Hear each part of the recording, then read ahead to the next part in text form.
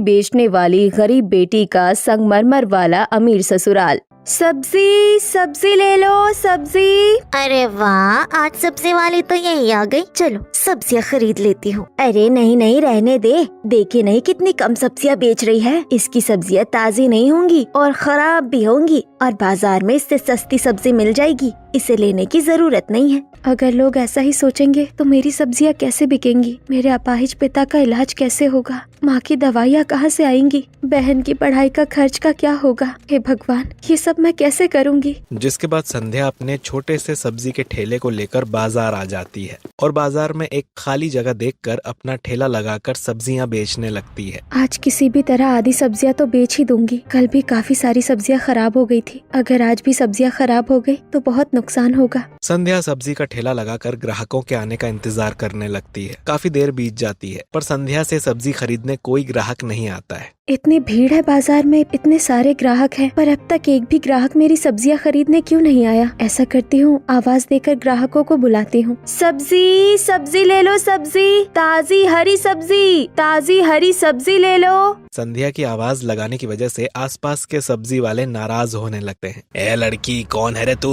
और यहाँ बैठकर सब्जियाँ कैसे बेचने लगी? चल भाग यहाँ से। प्लीज मुझे यहाँ सब्जी बेचने दीजिए। पूरे बाजार में सिर्फ यही जगह खाली है। तुझे यहाँ सब्जियाँ बेचने दें और हम यहाँ बैठकर मक्खी मारें? ये हमारा अड्डा है। बाजार के ठेकेदार को पैसे देकर हमने यहाँ अपनी सब्जियों की दुकान लगाई है। रुक, अभी तुझे भगवाता हूँ। अगर इन्होंने ठेकेदार को बुला लिया तो वो मेरी सारी सब्जियाँ फेंक देगा, मुझे बाजार से भगा देगा। बाजार में सब्जी बेच रहे दूसरे सब्जी वालों की बातें सुनकर संध्या बहुत डर जाती है। तभी छोटी सी टोकरी में सब्जी बेच रही कस्तूरबा कहती है, अरे कैसे पत्थर दिल आदमी हो तुम लोग। बेचारी फूल सी बच्ची सब्जी बेचने आई है तो उसे भगाने की बात कर रहे हो? तुम्हारे कितने ग्राहक ले लेगी ये?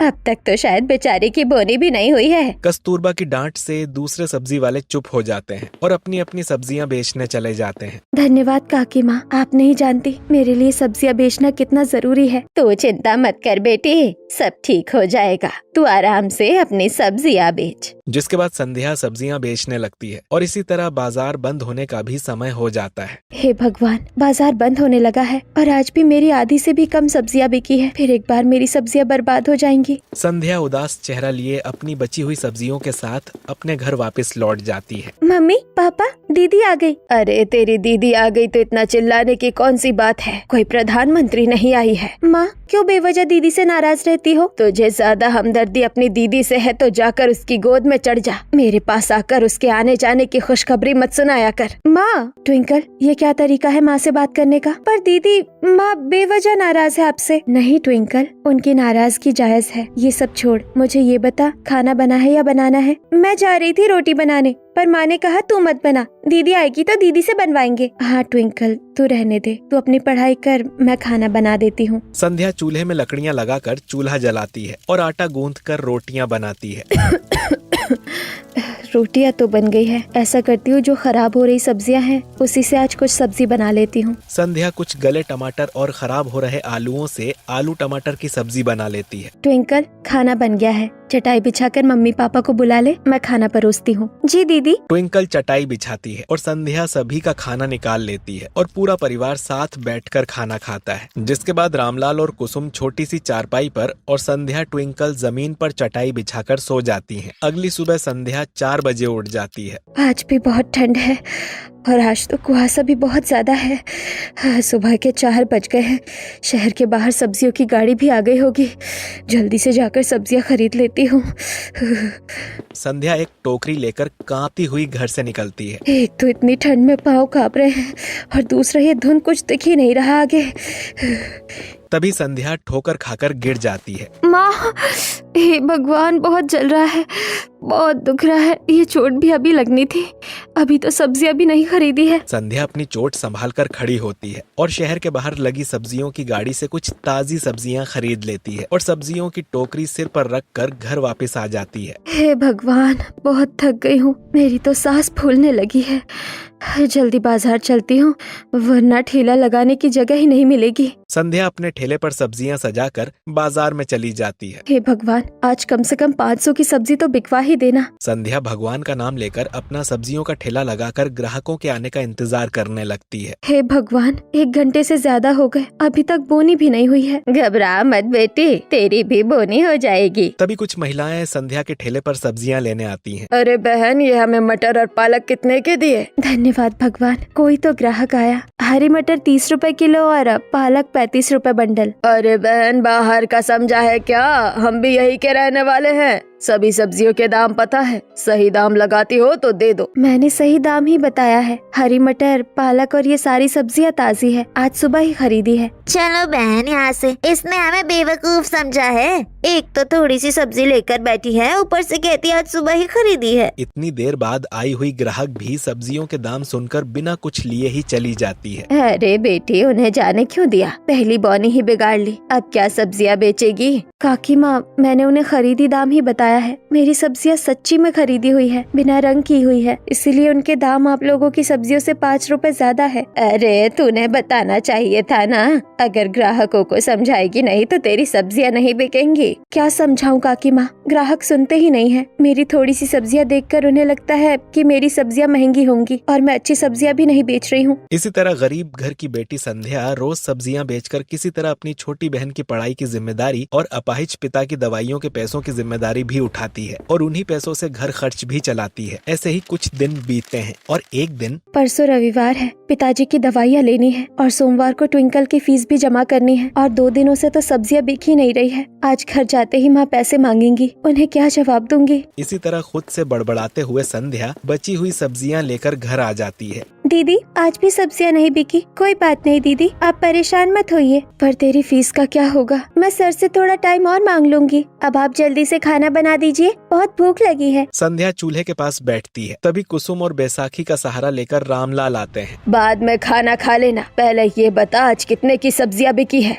माँ, आज सिर्फ 300 की सब्जी बिकी है। तुझे लगता है 300 रुपए में घर चल जाएगा? तेरे बाबूजी और मेरी दवाइयाँ ही 1000-1200 की आती है, फिर ट्विंकल की फीस भी भरनी है। अरे कुसुम, क्यों बच्ची के पीछे पड़ी हो? एक तो बेचारी अपने अपाहिज बाप का खर्च उठा रही है, दूसरा दिन भर की थकान के बाद आकर घर का भी काम करती है। जब गलती इसकी है तो भुगतान भी तो यही करेगी ना। माँ, तुम परेशान मत हो, मैं कुछ न कुछ करके दवाइयों के पैसे, ट्विंकल की स्कूल की फीस के पैसे भी जुटा लूंगी। अगली सुबह होते ही संध्या ठंड से कांपती हुई पैदल शहर के बाहर जाती है और सब्जियां लेकर आती है और फिर सब्जियां बेचने बाजार आ जाती है। काफी देर खड़ा रहने के बाद भी संध्या के ठेले पर कोई ग्राहक नहीं आता है। बेचारी 1 घंटे से खड़ी है, आज भी इसकी बौन ही नहीं हुई है। तभी कस्तूरबा के पास एक ग्राहक आता है। माँ जी, ये पालक का साग कितने का दिया? बेटा, मैं तो 30 रुपए का बेच रही हूँ, पर तुम उस लड़की से ले लो, वो 35 रुपए का दे रही है, पर हम लोगों से बढ़िया साग बेच रही है। ठीक है माँ जी, उसी के पास से ले लेता हूँ। वैसे भी मेरी बीवी बोलती है मुझे सब्जियों की पहचान नहीं है। आदमी संध्या के ठेले पर आ जाता है। बहन जी, जरा 2 बंडल पालक का साग और हरी मिर्च और धनिया दे दीजिए। जी भैया, जरूर, ये लीजिए। संध्या कस्तूरबा के भेजे ग्राहक से अपनी पहली बोनी कर लेती है। धन्यवाद काकी माँ, आप मेरी बहुत मदद करती हैं। इस तरह अक्सर कस्तूरबा अपने कुछ ग्राहक संध्या के ठेले पर भेज दिया करती है, जिससे धीरे धीरे संध्या के ठेले पर भी थोड़े बहुत ग्राहक आने लगते हैं। तभी एक दिन, देख रहे हो दीनराम भाई, ये बुढ़िया किस तरह हमारा धंधा चौपट कर रही है। रामू भाई, चालाक तो ये लड़की है, मीठी मीठी बातें करके हमारी जगह पर आकर बैठ गई और अब हमारे ही ग्राहक मारने लगी है। अभी इसे सबक सिखाता हूँ। रामू और दीनराम बाजार के ठेकेदार के पास आते हैं। तुम दोनों सब्जियां बेचना छोड़कर यहाँ क्यों आए हो? ठेकेदार साहब, आपने हमसे तो इतने पैसे लिए बाजार में ठेला लगाने के लिए, और वो लड़की बिना पैसे दिए इतने दिनों से बाजार में सब्जियां बेच रही है। ये तो नाइंसाफी है। कौन लड़की है? चलो देखता हूँ। ठेकेदार अपने 2 आदमियों के साथ संध्या के ठेले पर आता है। बोलिए साहब, क्या दूं आपको? यहाँ बैठकर सब्जियां बेचने का भाड़ा दो, मैं इस बाजार का ठेकेदार हूँ। साहब, मेरी तो इतनी सब्जियां भी नहीं बिकती है जितना यहाँ बैठने का भाड़ा है। ठेकेदार के आदमी आगे बढ़ते हैं और संध्या का ठेला पलट देते हैं। तो यहाँ बैठते ही क्यों हो? चुपचाप पैसे दो, वरना ठेला उठाओ और निकल जाओ मेरे बाजार से। अरे ठेकेदार, तू पैसे लेने आया है तो चुपचाप पैसे ले। गुंडागर्दी क्या करता है? तेरी हिम्मत कैसे हुई बच्ची का ठेला पलटने की? कस्तूरबा ताई, तुम बीच में मत आओ। उसने बाजार में बैठने से पहले मुझसे पूछा था क्या? अब इसे 500 रुपए तो देने ही पड़ेंगे। संध्या बेटी, दे दे इसे पैसे और इसके मुंह पर मार पैसा। कस्तूरबा के भेजे ग्राहकों से संध्या ने 500 रुपए कमाए थे, जो वो ठेकेदार को दे देती है और ठेकेदार पैसे लेकर चला जाता है। कस्तूरबा काकी, आपके भेजे ग्राहकों से 500 कमाए थे, वो भी ठेकेदार लेकर चला गया और मेरा ठेला भी गिरा कर तोड़ दिया।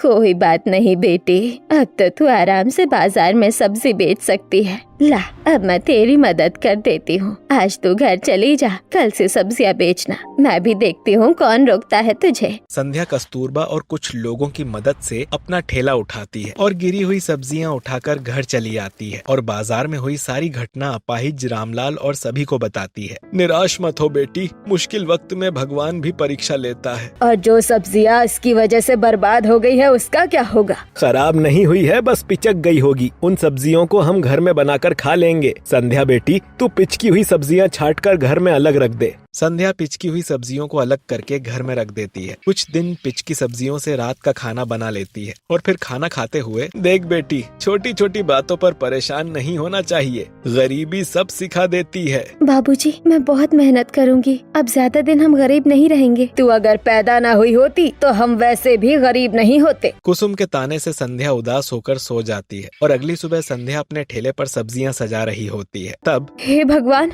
ये क्या हो गया? क्या हुआ दीदी? आप इतनी जोर से क्यों चिल्लाई? चूहों ने सारे टमाटर और आलू जूठे कर दिए हैं। तभी कुसुम बाहर आती है। बड़ी आई थी हमारी गरीबी दूर करने, पर मुझे लगता है तू हमें कंगाल करके ही मानेगी। अगर सब्जियों को सही से रखा होता तो चूहे सब्जी तक नहीं पहुंच पाते। माँ, मैंने जानबूझकर कुछ नहीं किया। हाँ माँ, वैसे भी चूहों ने सारी सब्जियाँ जूठी नहीं की है और जूठी की गई सब्जियों को छांटकर हम घर में तो बना ही सकते हैं। हाँ, अब तुम दोनों हमें जानवरों की जूठी सब्जियाँ ही खिलाओ। संध्या और कुसुम की बातें सुनकर बाहर खड़ी कुछ पड़ोसन कहती हैं, बेचारी, इतनी मेहनत करने के बाद भी सब्जी बेचने वाली गरीब बेटी भी परेशान है और अपाहिज होकर पिता और माँ भी परेशान है। संध्या सब्जी बेचने वाली गरीब बेटी जरूर है, पर बहुत मेहनती है। संध्या की हालत देखकर पड़ोसियों को भी उस पर दया आती है। वहीं संध्या अपना मुंह लटकाए बाजार में आ जाती है। अरे संध्या बेटी, इतनी सी सब्जी लेकर बाजार आई है? कस्तूरबा ताई, लगता है भगवान मुझसे रूठ गया है। कल की सब्जियां ठेकेदार ने खराब कर दी और कुछ आलू टमाटर चूहे ने जूठे कर दिए। नई सब्जियां खरीदने के लिए मेरे पास पैसे ही नहीं थे, तो बची हुई सब्जियां लेकर बाजार आ गई। संध्या की ऐसी हालत देखकर आसपास के कुछ सब्जी वाले उस पर हंसने लगते हैं और संध्या निराश हो जाती है। सभी लोग मेरे ठेले की तरफ देख रहे हैं और मुंह फेर कर चले जा रहे हैं। शायद आज भी कुछ कमाई नहीं होगी। संध्या कुछ देर कुछ सोचती है, फिर अगर मैं ग्राहकों को आवाज देकर बुलाऊं तो शायद कुछ बात बने। सब्जी ले लो, सब्जी, ताजी हरी सब्जी ले लो, सब्जी ले लो। संध्या को बाजार में आवाज देते देख सभी हंसने लगते हैं। ओए लड़की, ये बाजार कोई गली मोहल्ला नहीं, आवाज देकर गली मोहल्ले में सब्जियां बेची जाती हैं। हाँ बेटी, ये लोग ठीक ही कह रहे हैं। और अगर इस तरह तेरी सारी सब्जियां भी बिक जाए तब भी ठेकेदार को देने जितने पैसे नहीं होंगे। कस्तूरबा ताई, आज मैं सब्जियां गली मोहल्ले में घूमकर ही बेचती हूँ, शायद कुछ मुनाफा हो जाए। संध्या अपनी सब्जी का ठेला लेकर गली मोहल्ले में घूमने लगती है। सब्जी ले लो, सब्जी ले लो। इसी तरह सब्जियां बेचते हुए संध्या एक सुनसान सड़क पर आ जाती है, जहाँ उसकी नजर एक बड़ी सी गाड़ी में हांफती हुई महिला पर पड़ती है। क्या हुआ है इन्हें? आप इन्हें अस्पताल क्यों नहीं लेकर जा रही हैं? हम लोग कहीं जा रहे थे और अचानक हमारी गाड़ी पंचर हो गई है और मुझे टायर चेंज करना नहीं आता। तभी दादी की सांस फूलने लगी और मेरा फोन भी स्विच ऑफ है। मेरी दवाई मुझे पता है, मैं दवाई खाऊंगी तो ठीक हो जाऊंगी। जल्दी दादी माँ को मेरे ठेले पर बैठाओ। प्रीति और संध्या शांति को ठेले पर लिटा देती है और संध्या तुरंत शांति को लेकर मेडिकल शॉप आ जाती है। आपके 250 रुपए हुए हैं। मेरे पास पैसे नहीं है, अभी सब्जियाँ रख लीजिए, मैं बाद में आपको पैसे दे जाऊंगी। संध्या अपनी सब्जियों के बदले दवाई खरीदकर शांति को खिलाती है और उसे अपने घर लेकर आती है। मैं आपके लिए गर्म दाल लेकर आती हूँ, आपको आराम मिलेगा। संध्या अपनी रसोई घर में आती है। दाल तो है ही नहीं, विमला काकी से मांग लेती हूँ। संध्या अपनी पड़ोसन विमला से दाल मांग कर लाती है और फिर दाल बनाकर गर्मा गर्म दाल शांति को पीने के लिए देती है। शुक्रिया बेटे, तूने मेरी जान बचा ली। एक इंसान का दूसरे इंसान की मदद करना तो फर्ज होता है, और फिर आप तो मेरी दादी समान है। तभी घर के दरवाजे पर मकान मालिक आता है। तुमने कहा था आज भाड़ा दोगी, दो मेरा मकान का भाड़ा। चाचा, आज तो पैसे नहीं है, आप अगले हफ्ते तक की मोहलत दे दीजिए। नहीं नहीं, मुझे मेरा भाड़ा चाहिए। चाचा, आपको खबर तो मिल ही गई होगी किस तरह बाजार के ठेकेदार ने मेरी सब्जियां गिरा दी थी। इस हफ्ते कुछ कमाई नहीं हुई है और घर में कुछ मेहमान भी आ गए हैं। आप अगले हफ्ते तक की मोहलत दे दीजिए प्लीज। मकान मालिक संध्या को 1 हफ्ते की मोहलत देकर चला जाता है। वहीं प्रीति अपना फोन चार्ज करके अपने घर वालों को बुला लेती है। धन्यवाद बेटी, तुमने मेरी माँ की इतनी सेवा की। बताओ तुम्हें क्या चाहिए? बेटी, हम लोग संगमरमर वाले घर में रहने वाले लोग हैं, तुम्हें जो चाहिए मांग लो। मैं मदद करने के पैसे कभी नहीं लेती हूँ, मुझे कुछ नहीं चाहिए। संगमरमर के घर में रहने वाला परिवार संध्या की खुददारी से बहुत खुश होता है, जिसके बाद अपनी बड़ी सी गाड़ी में बैठकर सभी अपने संगमरमर से बने घर में आ जाते हैं। ऐसे ही कुछ दिन बीतते हैं और एक रात रामलाल नींद से जागते हैं। बड़ी प्यास लगी है, सभी सो रहे हैं और बैसाखी तो वहाँ रखी हुई है, खुद से ही उठाकर पानी ले लेता हूँ। रामलाल लंगड़ाते हुए घड़े के पास आता है, तभी लड़खड़ाकर दीवार से टकरा जाता है। सबकी आंखें खुलती हैं और रामलाल लहूलुहान जमीन पर गिरा होता है। पिताजी, क्या हुआ आपको? हे भगवान, मेरा पति। ट्विंकल, जल्दी बाबूजी को ठेले पर लेटाओ, इन्हें अस्पताल ले जाना होगा। संध्या बेहोश रामलाल को ठेले से आधी रात अस्पताल लेकर आती है। आपके पिताजी के माथे में गहरी चोट लगी है, कुछ टेस्ट और ऑपरेशन करना पड़ेगा। डॉक्टर, आप ऑपरेशन शुरू कीजिए, जितने पैसे लगेंगे मैं दे दूंगी। डॉक्टर ऑपरेशन शुरू करते हैं और संध्या अपनी जिंदगी भर की जमा पूंजी और कुसुम के कुछ गहने बेचकर अस्पताल की फीस भरती है। घबराने की कोई बात नहीं है, ऑपरेशन अच्छे से हो गया है, आप 2 दिनों में उन्हें घर ले जा सकते हैं। संध्या 2 दिनों बाद रामलाल को अस्पताल से घर लेकर आ जाती है, पर रामलाल के इलाज में हुए खर्च से संध्या की आर्थिक समस्याएं और बढ़ जाती हैं। माफ कर दे बेटी, मैं तेरी कुछ मदद तो कर नहीं पाता हूँ, उल्टा तुझे इतनी बड़ी मुसीबत में फंसा दिया। नहीं बाबूजी, ऐसा नहीं है। आप ऐसा क्यों कह रहे हैं? आपको परेशान होने की कोई जरूरत नहीं है, पैसे ही तो है, हम फिर कमा लेंगे। पर बेटी, घर की सारी जमा पूंजी मेरे ऑपरेशन में खर्च हो गई। अब मकान मालिक का भाड़ा, स्कूल की फीस, ये सब कैसे होगा? कल से मैं भी तेरे साथ सब्जियां बेचा करूँगा। नहीं पिताजी, इसकी कोई जरूरत नहीं है। कल से मैं सुबह बाजार में और बाजार बंद होने के बाद गली मोहल्ले में सब्जियां बेचूंगी और समय पर पैसे जुटा लूंगी। अगली सुबह संध्या अपना ठेला सब्जियों से सजाकर बाजार में जाकर खड़ी हो जाती है। सब्जी ले लो, सब्जी ले लो, ताजी ताजी हरी सब्जी ले लो। इस लड़की ने फिर चिल्लाना शुरू कर दिया। हे भगवान, कोई समझाओ इसे, सब्जी मंडी है, मछली बाजार नहीं। संध्या किसी की बात पर ध्यान नहीं देती है और बाजार बंद होने तक थोड़ी सब्जियां बेच लेती है। देखा कस्तूरबा ताई, ग्राहक बुलाने से ही आते हैं, वरना मेरी सब्जी कहाँ बिकने वाली थी। बेटी, इस तरह चिल्लाने से तेरी आवाज खराब हो रही है। दिन भर चिल्लाने की वजह से धीरे धीरे संध्या के गले में थोड़ा दर्द भी शुरू हो जाता है, पर फिर भी संध्या सिर्फ अपनी सब्जी बेचने पर ध्यान देती है। तभी एक दिन, सब्जी ले लो, सब्जी। चल भाई, सब्जियां लेते हैं, लाओ ये सारे गाजर दे दो। सारे गाजर 500 के हैं। किस बात के पैसे? तुम ही तो कह रही थी सब्जी ले लो, सब्जी ले लो। इसी तरह अक्सर संध्या के साथ कुछ लड़के बदतमीजी करते हैं, पर संध्या उन लड़कों पर ध्यान नहीं देती है। वहीं दूसरी तरफ शांति अपने बेटे से कहती है, जानता है अशोक बेटा, जिस लड़की ने मेरी जान बचाई थी, बेचारी का पिता पांच है और घर में खाने पीने की व्यवस्था भी नहीं है। उसके बावजूद उसने मेरी बहुत सेवा की थी। तो माँ, तुम उसे कुछ देना चाहती हो तो कहो, मैं भिजवा दूं। वो बड़ी खुददार लड़की है, हमसे कुछ नहीं लेगी। मैं सोच रही हूँ अमेरिका में रह रहे तेरे बेटे से उस लड़की की शादी करवा दूं। माँ, अगर तुम चाहती हो तो ऐसा ही होगा। हाँ, पर एक बार मेरे पोते से जरूर पूछ लेना। शांति संध्या को पसंद करने के बाद कभी कभी उससे मिलने बाजार आया करती है और ऐसे ही एक दिन संध्या सड़क पर सब्जी बेच रही होती है। तभी एक आदमी का पर्स उसकी जेब से गिर जाता है। अरे, आपका बटुआ। संध्या उसका बटुआ उठाती है और उसे आवाज देती है। तब तक वो आदमी अपनी गाड़ी में बैठकर जाने लगता है। अरे, आपका बटुआ तो लेते जाइए, आपका बटुआ गिर गया। संध्या गाड़ी के पीछे दौड़ती है, पर तब तक गाड़ी निकल जाती है और संध्या पर्स लेकर घर चली आती है और घर वालों को पर्स के बारे में बताती है, जिसमें काफी सारे पैसे होते हैं। भगवान ने हमारी समस्या दूर करने के लिए ही हम तक पहुंचाया है। इस पर्स के पैसे हम रख लेते हैं। बिल्कुल नहीं माँ, किसी की मेहनत की कमाई हम इस तरह नहीं रख सकते हैं। अपनी सच्चाई का पिटारा बंद कर। नहीं माँ, जिसका पर्स है वो अपना पर्स वापस लेने जरूर आएगा। संध्या कुसुम की बात नहीं मानती है और अगले दिन जब संध्या बाजार न जाकर उसी जगह सब्जी सब्जी बेच रही होती है। आज बाजार न जाकर पूरा दिन यही सब्जियां बेचती हूँ, न जाने वो आदमी कब आ जाए। कुछ देर बाद संध्या की नजर पर्स वाले आदमी पर पड़ती है जो यहाँ वहाँ पर्स ढूंढ रहा होता है। क्या ढूंढ रहे हैं आप? कल गलती से यही मेरा पर्स गिर गया था, वही ढूंढ रहा हूँ। आपका पर्स मेरे पास है। मैं कल आपको आवाज दे रही थी पर आप अपनी गाड़ी में बैठकर चले गए। इतना कहकर संध्या पैसों से भरा पर्स अमित के हाथ में पकड़ा देती है। अमित और कोई नहीं, संगमरमर वाले अमीर परिवार का एक लौता बेटा होता है। पापा, दीदी ने बिल्कुल सही लड़की ढूंढी है। संध्या बहुत साफ दिल की ईमानदार लड़की है, वो हमारे घर की बहू बन सकती है। आप लोगों को वो गरीब और अनपढ़ लड़की इतनी पसंद क्यों है? पायल, जुबान संभाल कर बात करो। संध्या इस घर की होने वाली बहू है और तुम्हारी भाभी। अब और देर मत करो, आज ही संध्या के घर चलो, उसके माता पिता से रिश्ते की बात कर लेते हैं। संगमरमर के घर में रहने वाला अमीर परिवार अपनी बड़ी बड़ी गाड़ियों में संध्या के घर आने के लिए निकलता है। वहीं दूसरी तरफ संध्या के घर का मकान मालिक अपने गुंडों से घर का सामान फेंकवा रहा होता है। तुम लोग मुझे 6 महीने से घुमा रहे हो, आज भाड़ा दो वरना घर का सारा सामान और ये ठेला लेकर चला जाऊंगा। ऐसा मत कीजिए,